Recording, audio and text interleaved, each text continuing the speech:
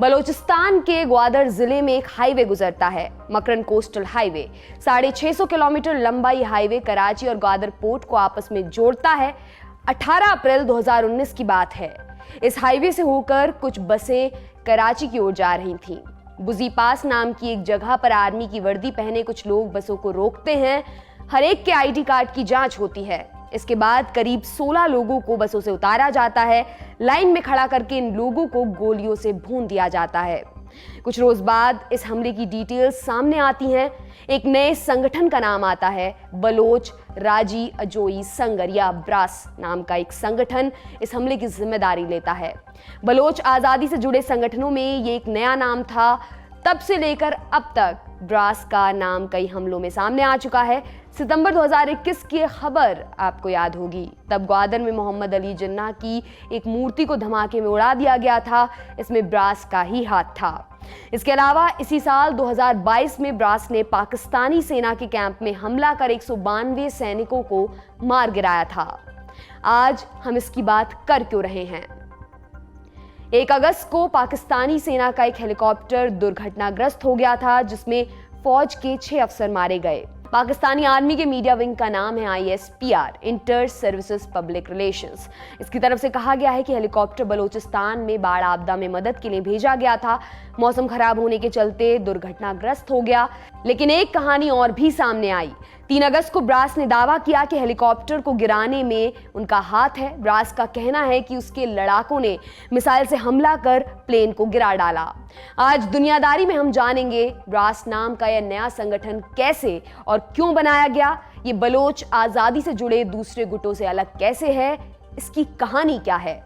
इसके अलावा चलेंगे ग्लोब के उस हिस्से में जहां यूरोप और एशिया महाद्वीप मिलते हैं। यहां अजरबैजान और आर्मेनिया के बीच एक बार फिर युद्ध के बादल घिरने लगे हैं। नमस्कार, मेरा नाम दिव्यांशी है और आप देखना शुरू कर चुके हैं लल्लन टॉप का अंतर्राष्ट्रीय प्रसंगों से जुड़ा रोजाना का कार्यक्रम दुनियादारी।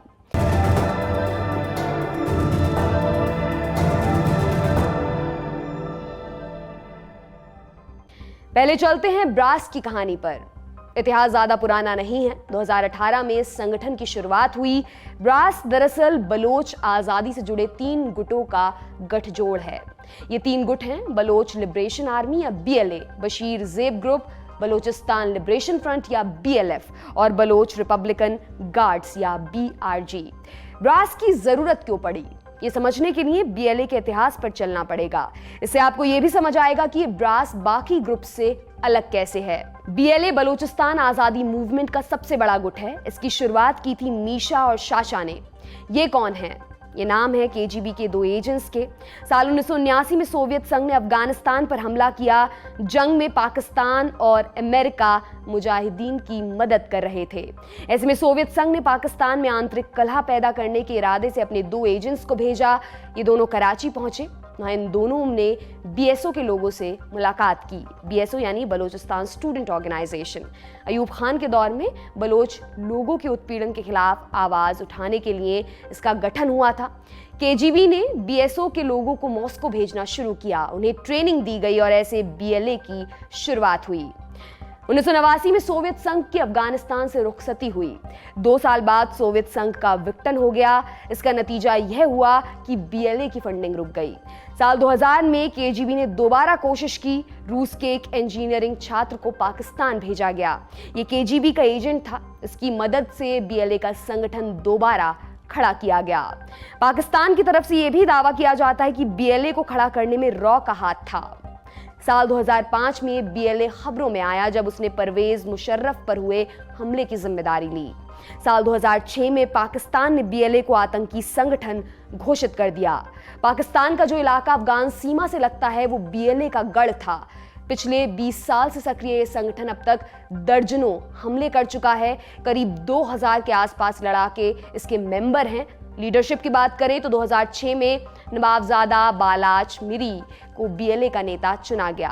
बालाच के पिता नवाब खैर बख्श मिरी 70 के दशक में शुरू हुए आजाद बलूचिस्तान आंदोलन का बड़ा चेहरा थे। BLA के संगठन में एक बड़ा बदलाव आया 2013 में। 2013 में चीन पाकिस्तान इकोनॉमिक कॉरिडोर CPEC की शुरुआत हुई। BLA के एक बड़े नेता असलम बलोच चाहते थे कि BLA चीन के प्रोजेक्ट्स को निशाना बनाए। इनमें ग्वादर पोर्ट भी शामिल था। इसके चलते असलम बलोच की BLA लीडरशिप से ठन गई। नतीजा हुआ कि बलोच ने BLA का एक धड़ा अलग कर लिया। 2018 में बलोच आजादी के लिए लड़ रहे दो और ग्रुप जुड़े, बलोच लिबरेशन फ्रंट और बलोच रिपब्लिकन गार्ड्स। एक नए संगठन की शुरुआत हुई, नाम पड़ा बलोच राजी अजोई संगर या ब्रास। ब्रास ने घोषणा की कि वो पाकिस्तानी सेना के साथ साथ चीन से जुड़े प्रोजेक्ट्स को निशाना बनाएगा। साथ ही उसका फोकस मुख्य तौर से दक्षिणी बलूचिस्तान के तटीय इलाकों में होगा। यही CPEC का एक अहम हिस्सा ग्वादर पोर्ट भी है। अब एक नजर ब्रास के हमलों पर भी डाल लेते हैं।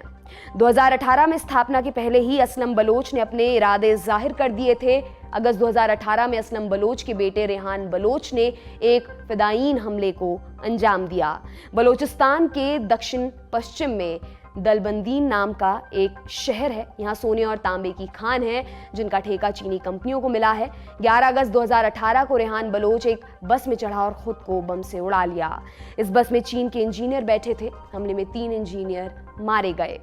इस घटना के बाद नवंबर 2018 में ब्रास की आधिकारिक घोषणा हुई, लेकिन उसी साल दिसंबर में असलम बलोच की हत्या हो गई।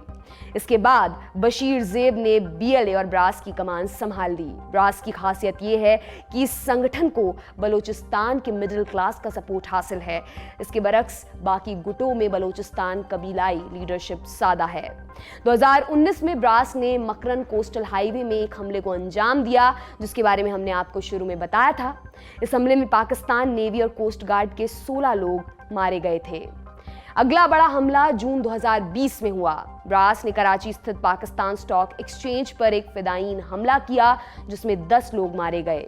रिपोर्ट के अनुसार शेंजेन स्टॉक एक्सचेंज और पाकिस्तान स्टॉक एक्सचेंज के बीच हुई एक डील के बाद इस हमले को अंजाम दिया गया था। हमले में मजीद ब्रिगेड का नाम सामने आया। मजीद ब्रिगेड को ब्रास का सबसे खूंखार अंग माना जाता है और इसे फिदायीन हमले में महारत हासिल है। अगस्त 2020 में ब्रास ने एक और घटना को अंजाम दिया। बलूचिस्तान के मंड इलाके में सेना के काफिले पर हमला किया, जिसमें 12 पाकिस्तानी फौजियों की मौत हो गई। इसी साल फरवरी महीने में ब्रास ने अपना सबसे बड़ा हमला किया। बलूचिस्तान के नौशकी और पंजगुर में 2 आर्मी कैंप्स पर हमला हुआ। मीडिया रिपोर्ट्स के अनुसार इस हमले में पाकिस्तानी फ्रंटियर कोर के 196 लोग मारे गए थे। हालांकि पाकिस्तानी सेना की तरफ से इसकी पुष्टि नहीं की गई। रिपोर्ट्स के अनुसार ब्रास लड़ाकों ने bullet proof waste, night vision goggle और स्नाइपर राइफल का इस्तेमाल किया था, जिससे जाहिर हुआ कि अमेरिका के अफगानिस्तान छोड़ने के बाद जो हथियार छूटे वो ब्रास तक भी पहुंचे थे। पाकिस्तान के अपने इन्वेस्टिगेशन में कहा गया कि इस हमले में पाकिस्तानी, तालिबान और भारत की ओर से मदद दी गई थी। इस हमले से एक बात साफ थी, ब्रास की ताकत दिन ब दिन बढ़ रही थी और उसके पास लेटेस्ट हथियार भी आ गए थे। अब समझिए ताजा मामले में क्या हुआ। सोमवार 1 अगस्त को पाकिस्तानी आर्मी का एक हेलीकॉप्टर बलूचिस्तान के लिए उड़ा। इनमें 12 कोर के commander lieutenant general Sarfaraz Ali सहित सेना के 6 अफसर बैठे थे। बलूचिस्तान के कई इलाकों में बाढ़ आई हुई है। लेफ्टिनेंट जनरल सरफराज बाढ़ राहत की जिम्मेदारी संभाल रहे थे। रात होते होते एयर ट्रैफिक कंट्रोल का हेलीकॉप्टर से कनेक्शन टूट गया। अगले दिन पता चला कि हेलीकॉप्टर क्रैश कर गया है। पाकिस्तानी सेना की तरफ से बयान आया कि मौसम में आई खराबी के चलते हेलीकॉप्टर क्रैश हुआ था। ये उनका दावा था। एक और दावा हुआ 2 दिन बाद 3 अगस्त को। ब्रास ने इस हमले की जिम्मेदारी ली। ब्रास की ओर से जो कहानी बयान की गई वो इस प्रकार है। सेना का हेलीकॉप्टर बलूचिस्तान के सस्सी पुन्नूगढ़ इलाके में पहुंचा था। मौसम खराब था, इसलिए हेलीकॉप्टर की ऊंचाई कम थी, इसलिए वो ब्रास लड़ाकों की नजर में आ गया। पाकिस्तानी फौज का निशान देखते ही ब्रास पर एक मिसाइल दागी गई और वो जमीन पर आ गिरा। ब्रास प्रवक्ता ने बयान में एक बात जोड़ी। उन्होंने कहा, लेफ्टिनेंट जनरल सरफराज बलूचिस्तान के लोगों के नरसंहार के लिए जिम्मेदार थे और उनके मिलिट्री कमांडर रहते हुए हजारों बलोच लोगों को गायब कर मार डाला गया। ब्रास के दावे में कितनी सच्चाई है इसकी पुष्टि नहीं है। किया बलोच एक फ्रीलांस पत्रकार है। यूरोप में रहते हैं और बलूचिस्तान के मुद्दे पर लगातार लिखते रहे हैं। अपने ट्वीट में उन्होंने कहा कि उनके पास तस्वीरें हैं कि या बलोच के अनुसार इन तस्वीरों में ब्रास के मेंबर मिसाइल और रॉकेट पकड़े हुए हैं, इसलिए इस संभावना से इनकार नहीं किया जा सकता कि हमला सच में हुआ हो। रही बात पाकिस्तान की, तो उसकी तरफ से पुष्टि होने से रही, लेकिन अगर ये बात सच है तो पाकिस्तान के लिए बड़ा सिरदर्द साबित हो सकता है। बलूचिस्तान क्षेत्रफल के हिसाब से पाकिस्तान का सबसे बड़ा प्रांत है। बलूचिस्तान की सीमा ईरान और अफगानिस्तान से मिलती है। सामरिक दृष्टि से भी ये इलाका पाकिस्तान के लिए बेहद खास है। उसके 3 नौसैनिक अड्डे बलूचिस्तान में हैं। वहीं उसका चगाई परमाणु परीक्षण स्थल भी है। इसके अलावा बलूचिस्तान में तांबा, सोना और यूरेनियम का भंडार है। यहाँ संसाधनों की कोई कमी नहीं है, लेकिन उसका लाभ स्थानीय लोगों को नहीं मिलता। बलोच लोगों की भागीदारी कम है, उन तक शिक्षा की भी पहुंच नहीं है। इस इलाके में चीन का भी विशेष इंटरेस्ट है। यहाँ माइनिंग के कॉन्ट्रैक्ट्स चीनी कंपनियों को मिले हैं। चीन की तरफ से इस घटना पर कोई प्रतिक्रिया तो नहीं आई, लेकिन इस इलाके में होने वाली किसी भी घटना पर उसकी पैनी नजर रहती है। आगे इस मामले से जुड़े जो भी अपडेट्स होंगे आप तक हम लगातार पहुंचाते रहेंगे। फिलहाल चलते हैं सुर्खियों पर। आज की हमारी पहली सुर्खी जुड़ी है आर्मेनिया और अजरबैजान से। यहाँ नागोर्नो काराबाख इलाके को लेकर दोनों देशों के बीच फिर तनातनी शुरू हो गई है। प्रथम विश्व युद्ध के वक्त ये पूरा इलाका एक ही देश था। 1918 में पहला विश्व युद्ध खत्म हुआ तो 3 देश बना दिए गए। कौन से? आर्मेनिया, अजरबैजान और जॉर्जिया। आर्मेनिया ईसाई बहुल देश है और अजरबैजान मुस्लिम बहुल। 1920 के दशक में सोवियत संघ ने लगभग पूरे इलाके को खुद से मिला लिया था। 1990 में सोवियत संघ का विघटन हुआ तो आर्मेनिया और अजरबैजान अलग अलग हो गए। दोनों देशों की नई सरहद खींची गई। दोनों देशों के बीच एक पहाड़ी इलाका है, नाम है नगोर्नो काराबाख। दोनों इसको अपना अपना इलाका बताते हैं। इसी के चलते 1992 में दोनों देशों के बीच एक बड़ा युद्ध शुरू हुआ जो 2 साल तक चला और 30,000 लोग इसमें मारे गए। बाद में रूस के दखल से दोनों देशों के बीच सुलह हुई। युद्धबंदी के बाद यह तय हुआ कि जिसके पास जो इलाका है वो उसके पास ही रहेगा। इसके बाद नगोर्नो काराबाख ने खुद को एक आज़ाद मुल्क घोषित कर दिया, लेकिन दुनिया के किसी देश ने उसे मान्यता नहीं दी और असल में वहां आर्मेनिया का दखल बना रहा। फिर मामला पहुंचा यूएन। साल 1993 में यूएन सुरक्षा परिषद ने 4 प्रस्तावों के आधार पर कहा था कि नागोर्नो काराबाख इलाका और उसके पास के 7 छोटे जिलों पर अजरबैजान की पूरी संप्रभुता है और आर्मेनिया को बिना शर्त इन इलाकों को छोड़ देना चाहिए।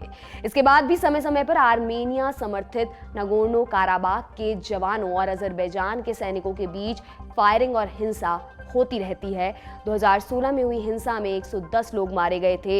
इस लड़ाई में तुर्की अजरबैजान का सपोर्ट करते आया है, वहीं रूस आर्मेनिया को सपोर्ट करता है। दोनों देशों के बीच 2020 में भीषण जंग हुई। ये जंग करीब 6 हफ्तों तक चली थी, जिसमें 6,800 से भी ज्यादा लोग मारे गए थे। इस जंग में अजरबैजान को जीत मिली थी। इसके बाद रूस ने हस्तक्षेप किया और दोनों देशों के बीच सीज फायर कराया गया था। ये तो था दोनों देशों के बीच अब तक का इतिहास। अब ताजा मामला जान लेते हैं। दोनों देशों के बीच एक बार फिर हिंसा छिड़ गई है। अजरबैजान के मुताबिक तनातनी की शुरुआत तब हुई जब आर्मेनिया के सैनिकों ने विवादित क्षेत्र में उसके एक सैनिक को मार दिया। इधर आर्मेनिया के रक्षा मंत्रालय ने कहा है कि अजरबैजान के हमले में उसके 2 सैनिकों की मौत हुई है। रूस ने आरोप लगाया है कि अजरबैजान ने नागोर्नो काराबाख के विवादित इलाके में समझौते को तोड़ा है। वहीं अजरबैजान ने इस झड़प के बाद विवादित इलाके में और अधिक कब्जे की बात कही है। चूंकि दोनों देशों के बीच लड़ाई का लंबा इतिहास रहा है, इसलिए छोटी सी चिंगारी कभी भी बड़ी आग का रूप ले सकती है। इस मामले से जुड़ा जो भी अपडेट होगा वो हम आप तक पहुंचाते रहेंगे। अब चलते हैं दूसरी सुर्खी की तरफ। आज की हमारी दूसरी सुर्खी ताइवान से है। नैन्सी पेलोसी की ताइवान यात्रा से एक तरफ चीन आग बबूला है तो दूसरी तरफ पूरी दुनिया में युद्ध के डर से टेंशन पैदा हो गई है। पेलोसी के ताइवान से निकलते ही चीन की आर्मी लगातार ताइवान की सीमा में अपना शक्ति प्रदर्शन कर रही है। इसी कड़ी में गुरुवार को चीन ने ताइवान स्ट्रेट जोन में मिसाइलें दागी हैं। ताइवान की सेना ने इसकी पुष्टि कर दी है। खबरों के मुताबिक ये मिसाइलें ताइवान स्ट्रेट जोन में मात्सू नाम के आइलैंड के आसपास दागी गई हैं। पिंगतान द्वीप पर न्यूज एजेंसी AFP का एक पत्रकार भी मौजूद था। उस पत्रकार ने इस बात की तस्दीक की है। उसने कहा कि कई छोटी मिसाइल आसमान में उड़ते हुए जा रही थी, जिसमें से सफेद धुआं निकल रहा था। ताइवान की सीमा पर चल रहे इस चीनी शक्ति प्रदर्शन पर ताइवान की तरफ से भी प्रतिक्रिया सामने आई है। वहां के अधिकारियों ने कहा कि चीन की तरफ से किया जा रहा ये अभ्यास संयुक्त राष्ट्र के नियमों का उल्लंघन करता है। ताइवान की सत्तारूढ़ डेमोक्रेटिक प्रोग्रेसिव पार्टी ने समाचार एजेंसी रॉयटर्स को बताया कि चीन जहां अपना शक्ति प्रदर्शन कर रहा है वो सबसे व्यस्त अंतर्राष्ट्रीय जलमार्गों में से एक है। साथ ही उसी इलाके से कई विमानों का भी आना जाना लगा रहता है। ऐसे इलाके में अभ्यास करना चीन की गैर जिम्मेदारी और नाजायज व्यवहार को दर्शाता है। वहीं चीन का कहना है कि ये सैन्य अभ्यास रविवार को दोपहर 12 बजे तक चलते रहेंगे। दूसरी तरफ ताइवान की सेना हाई अलर्ट पर है। उसकी तरफ से कहा गया है कि वे युद्ध ना चाहते हुए भी युद्ध की तैयारी कर रहे हैं। ताइवान की सीमा में चल रहे सैन्य अभ्यास में चीन ने कम से कम 10 नेवी शिप और बहुत से एयरफोर्स प्लेन्स का इस्तेमाल किया है। ताइवान ने कहा है वे युद्ध ना चाहते हुए भी युद्ध की तैयारी कर रहे हैं। इसी के साथ आज का दुनियादारी समाप्त होता है। कल आपसे फिर मुलाकात होगी। तब तक के लिए शुक्रिया।